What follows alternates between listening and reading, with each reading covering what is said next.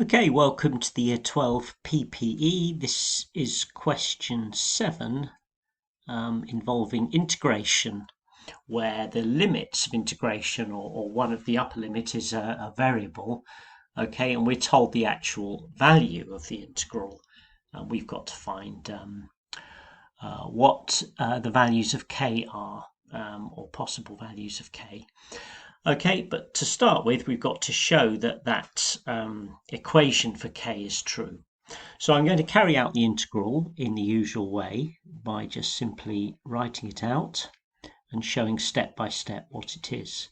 So k and 1 are the two limits of the definite integral, and I need to integrate 5 over 2, okay, and the 1 over root x is the same as x to the negative a half, okay, and the plus 3 is as it is, and that has to be integrated with respect to x.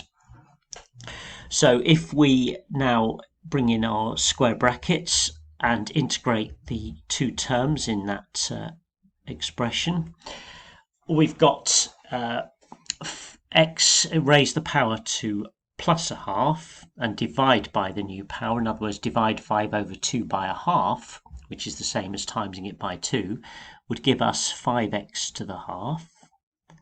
Okay, 5x to the half, and it would also give us plus 3x. Okay, no constant needed because it's a definite integral. Okay, the limits go in there as k and 1. Okay, now if I take, and we know that that equals 4 as well, we ought to put that in. Okay, so it implies that 5x to the half, so it's 5k to the half now because we're substituting the upper limit in first. So 5k to the half plus 3k.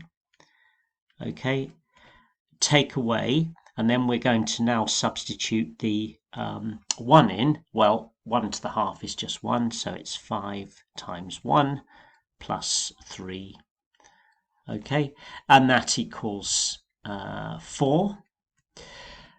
So if we just take that to another step and put a 0 on the right hand side, we'll get 5k to the half, okay, plus 3k, and then we're going to take away 12, and that equals 0.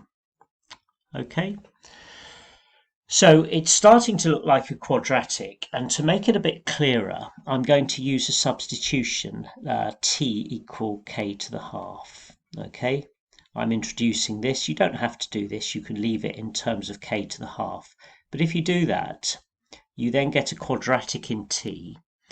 Okay, so in fact this becomes 5t and this becomes 3t squared, you see. So I'm going to write those the other way around. 3t squared plus 5t minus 12 equals 0.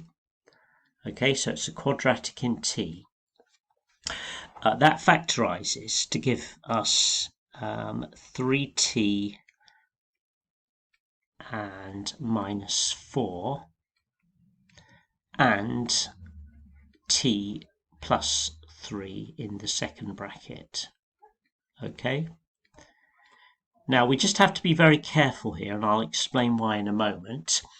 From this I'll give you the possible values, and we'll pause and just reflect on that in a second. So we have that 3t equals 4, so therefore t equals 4/3.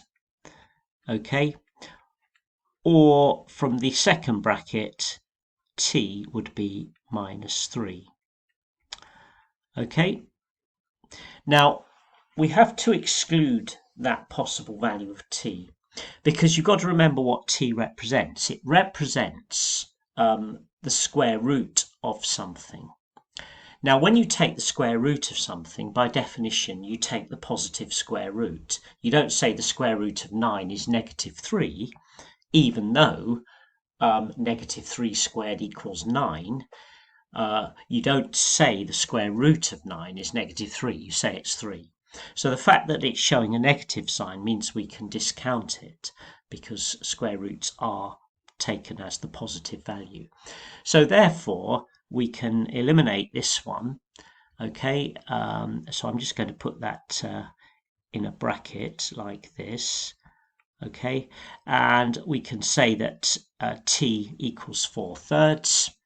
Okay, and then we need to say that t equals 4/3 implies that k is 16/9. Okay, because t is the square root of k, and that's the answer. So k is 16/9. Okay, and that was the answer to question B, I should have said here. Okay, so we got as far as that, which was part A. So this is part B, really, beginning just here. Okay, I forgot to label it earlier, but let me just do it now. So that's where part B starts. Okay, I hope that was helpful.